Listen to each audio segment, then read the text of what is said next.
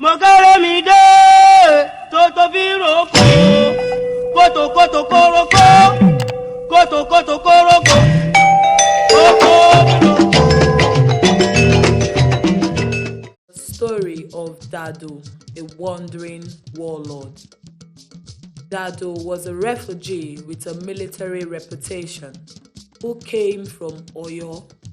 He was one of the great warriors that resisted the Ìlọrin for a long period of time till they were reduced in number. The survivors of the Ìlọrin war fled to a small town called Ìkà-Ọ after losing wives, children, and the log of their properties. They were already brutalized and cut down to the root by their experiences. They were not eager to see the people of Ìka-Ọ accommodate and show them some hospitality. The survivors attacked the host community and seized their belongings, including their wives, farms, and homes. The hosts who wanted to run away were turned into servants. They left Ìka-Ọ when there was nothing to eat again and headed to Ìjàyè farms. The Ìjàyè farmers rose up to face the attackers. Kúrunmí, a member of the group and later leader of the Ìjàyè, urged that things be settled amicably with Ìjàyè people. Dado chose bloodshed, and the people of Ìjàyè were driven out of their farmlands.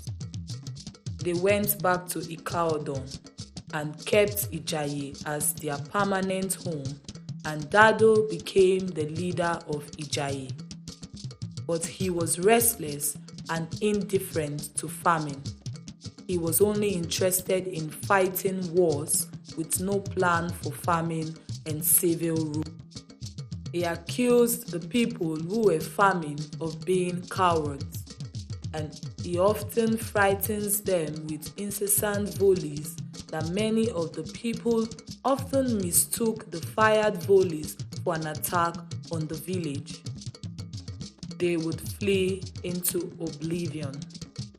His colleagues had enough of him, but no one could challenge him until they connived with Kúrunmí, who was brave enough to stand up against him. Dado was expelled and driven out of the town. Kúrunmí became their leader. Dado left Ìjàyè with few of his loyalists. He wandered through Ìwàrẹ̀, crossed the river Ogun to a town near Ìṣàdé called Tobalogbo. The ruler and chiefs rushed to greet him with much hospitality, having heard of his military reputation. While the Baale and chiefs prostrated before the monstrous Dado as a form of salutation, he stared at them and ordered them all to be decapitated. He entered the town and looted it dry. He left Tobalogbo and went to Aborerin, where he built a large compound with the loot at Tobalogbo, which he lived with his new family of wives and children. He left Aborerin and joined the Ibadan contingent at war camp, who fought at Onifoye against Abeokuta. He narrowly escaped with his life, but lost his wives, properties, and children. He became a fugitive and a vagabond. He spent some time at Ìjàkà and later returned to Ibadan on the request of Lakanle, the Ibadan commander-in-chief, with whom he accompanied to Arakonga War. They both went to Ìlọrin and later stayed in Ibadan for a while. He soon suffered from penury and was reduced to nonentity. After Lakanle's death, he became a lonely man.